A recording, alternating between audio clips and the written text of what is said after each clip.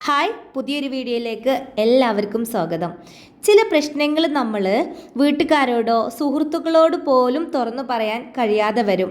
അത്തരം സമയങ്ങളിൽ സഹായകരമായ ഒന്നാണ് കൗൺസിലിംഗ്. കൗൺസിലിംഗ് എന്നത് പ്രശ്നങ്ങൾക്ക് ഉടൻ പരിഹാരം പറഞ്ഞു തരുന്ന ഒരു ക്ലാസ് അല്ല.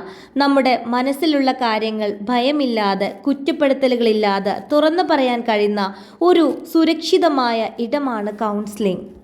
നമ്മൾ പറയുന്നത് കേൾക്കുന്ന, നമ്മളെ മനസ്സിലാക്കാൻ ശ്രമിക്കുന്ന ഒരു പിന്തുണയാണ് അത്. കൗൺസിലിംഗ് വാക്കുകൾ കേൾക്കുമ്പോൾ തന്നെ ആശ്വാസത്തിൻ്റെയും സമാധാനത്തിൻ്റെയും സുഖമുള്ള കാറ്റ് മനസ്സിൽ വന്ന് തൊടും. വ്യക്തിപരമായും സാമൂഹികപരമായ കാര്യങ്ങൾ കൊണ്ട് മനസ്സ് കലുഷിതമായി പിടിവിട്ടു പോകുമെന്ന് തോന്നുന്ന ഘട്ടത്തിൽ കൈത്താങ്ങായി കൗൺസിലിംഗ് എത്താറുണ്ട്. മരണത്തിന്റെ വക്കോളമെത്തിയ വ്യക്തികൾ, പിരിയാൻ തുടങ്ങുന്ന ദമ്പതികൾ, വീട്ടുകാരുടെയും നാട്ടുകാരുടെയും മുന്നിൽ പരാജയമെന്ന് മുദ്രകുത്തപ്പെട്ടവർ, അങ്ങനെ എത്ര ജീവിതങ്ങൾ കൗൺസിലിംഗിലൂടെ ആശ്വാസത്തിന്റെയും വിജയത്തിന്റെയും മറുകരയിൽ എത്തിപ്പെട്ടിട്ടുണ്ട്. മനഃശാസ്ത്രപരമായ ഒരു ചികിത്സാ പദ്ധതിയാണ് കൗൺസിലിംഗ്. മാനസികമായ അസ്വസ്ഥതകളെ മാറ്റുവാനോ മാനസികാരോഗ്യം മെച്ചപ്പെടുത്തുവാനോ ഉപകരിക്കുന്ന അല്ലെങ്കിൽ ഉപയോഗിക്കുന്ന മനഃശാസ്ത്രപരമായ ചികിത്സാ മാർഗമാണ് കൗൺസിലിംഗ്. ഒരു വ്യക്തിക്ക് മാനസിക രോഗത്തിലേക്ക് എത്തും മുമ്പ് തന്നെ അസ്വസ്ഥതകൾ അനുഭവപ്പെടും. ഈ ഘട്ടത്തിലാണ് കൗൺസിലിംഗ് ഉപയോഗപ്പെടുത്തുന്നത്. അതിലൂടെ പ്രകടമാകുന്ന ലക്ഷണങ്ങൾ മാറ്റുവാനോ കുറക്കുവാനോ സാധിക്കുന്നു.